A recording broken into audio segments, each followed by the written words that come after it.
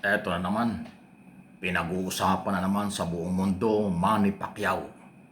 At karangalan ito ng lahat ng Pilipino at ng ating bansa. Dahil dito muling ipinakita ni Pacquiao ang kanyang tapang at namula sa puso ang kanyang karera sa boxing. Matapos po itong mapirmahan yung kontrata between Floyd Mayweather at Manny Pacquiao na ang laban ay September 19 ngayong taong ito. Pero after ng mapirmahan ng mga dokumento, umaatras, tumatanggi na si Floyd Mayweather. Kaya ang tingin ng marami, takot si Mayweather. At hindi lang ho takot ang mangyayari sa kanya. Pag hindi talaga siya tumuloy sa labang ito, $100 million ang kanyang babayaran dahil sa hindi pagsunod sa kontrata. Matindi yan.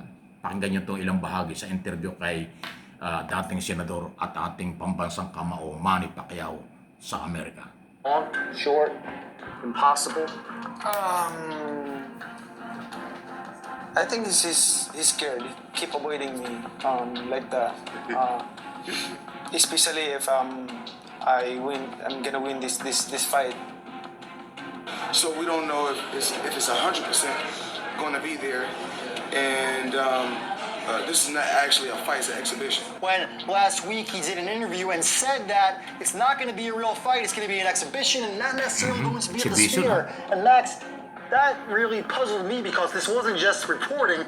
Netflix, a multi-billion-dollar company, officially announced that this would be a real fight at the Sphere. Manny Pacquiao slammed Floyd Mayweather after he reportedly backed out of their rematch, demanding that it be an exhibition rather than a professional fight. Pacquiao claims Mayweather is scared, insisting he's fully ready to face him anytime without any problem or hesitation. Maybe he's just saying, I'm done. I just don't want to do that anymore. Yeah, because but I heard he's talking about promoter in Middle East area, Saudi and Dubai.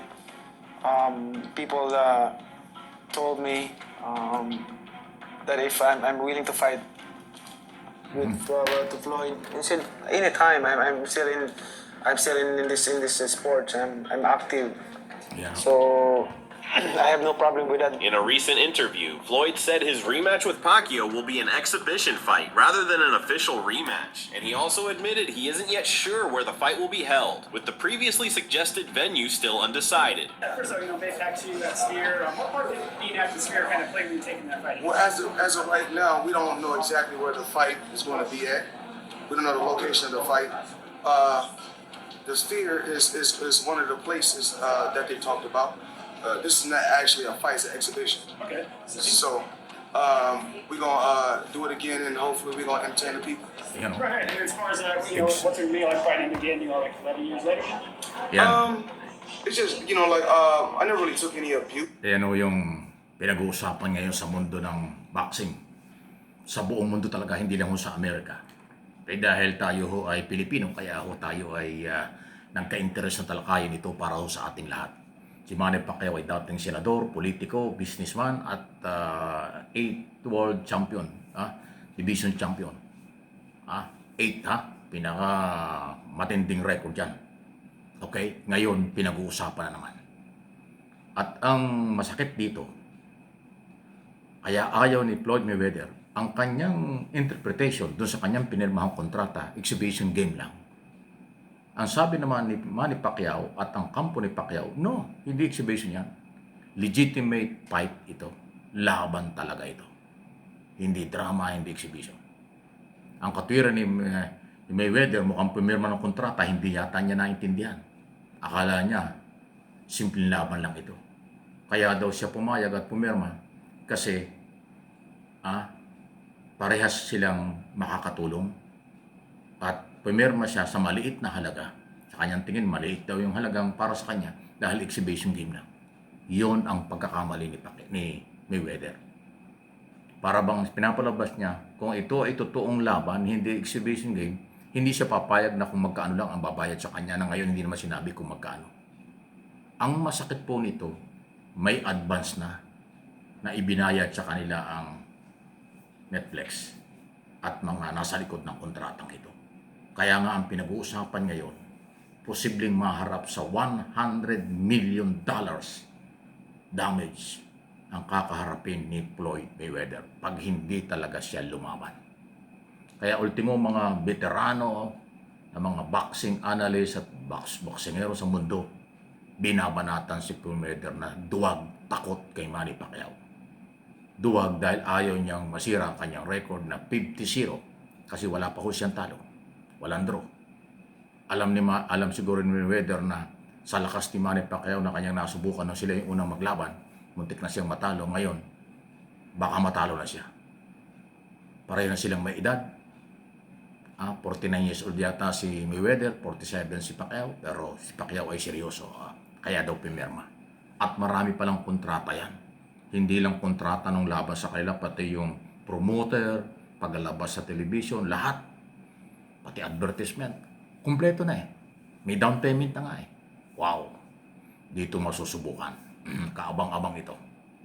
Posible rin na ito'y pinaiinit kaya pinag-uusapan for publicity. Pero yung pag-deny, kasi si Mayweather po, marami na hong kontrata yung hindi sinunod eh. Kung yung mga gunita, nung mga kalaban niya si De La Hoya, Oscar De La Hoya, natalo si De La Hoya. Naghamon si De La Hoya ng rematch, laban uli sila after 1 year. But ang ginawa pala ni Mayweather panahon, nagretiro ng 1 year, 1 day para lang maiwasan yung hamon challenge uli ni Mayweather sa kanya. Ni Oscar De La Hoya. At meron pang mga ganyan. Sanay na daw po na hindi sumusunod sa kontrata. Pero iba itong pinasok niya kay Pacquiao. Malinaw po dun sa kontrata, fight talaga ito, hindi exhibition. Mukhang yung pagpirma niya, dala ng kasikatan, excited, sabay pirma, akala simpleng laban lang. Nakapaloob pala doon. Hindi exhibition ito.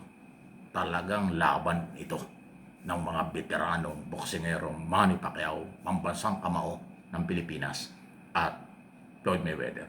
Ay yung pirma niya, hindi niya pwedeng bawiin yun. Unang-una, tumanggap na nga daw ng down payment kung magkano man. Kung maliit ang perang involved dito, wala tayong pakialam doon. Ang mahalaga merong kasunduan na September 19 ang laban. Pwede yung madali ng bahagya pero hindi pwedeng hindi matuloy. Pag hindi natuloy dahil sa pag-iwas ni Mayweather, mas malaki ang kanyang problema. Kung totoo at posibleng yun ang hanapin niya, ang habulin sa kanya ng kampo ni Pacquiao, promoter at iba pa, $100 million. Aba, sa Philippine peso, nasa mahigit na 5 billion piso yan. Tindi, ano ha? Seryoso. Ano ang kinatatakot ni Floyd Mayweather? Alam niyang malakas pa si Manny Pacquiao. Alam niyang nandun pa rin ang speed power ng Manny Pacquiao na siya ay nahirapan ng panahon yun. Actually, ang description ko nung panahon sila maglaban, ilang taon na nakakalipas, anong taon ba yun? Sabi ko panran takbo para lang ang kapera Kasi hindi naman talaga siya lumaban na sumarap ng pukpukan kay Pacquiao, puro depensa, takbo lang. Iwas ng iwas, hindi makipagsabayan. Kaya ang tawag ko doon yung takbo at iwas, yun, panran. Naghanap buhay lang si Mayweather. Hindi humarap ng basagan ng muka at buhay ang nakataya. Samantalang si Pacquiao seryoso. Nailaan ang titulo at buhay doon sa labang yun. Yun ang nangyari. So, mga iba lang tayo, pero itong ating mga channel ay politika, basketball, sports at artista. Ayan na ho. Ay si Manny Pacquiao ay atin yan Bakit hindi natin tutulungan? Para tuloy gusto kong bumalik ng Amerika pagka natuloy ang laban. Total September, sana matuloy.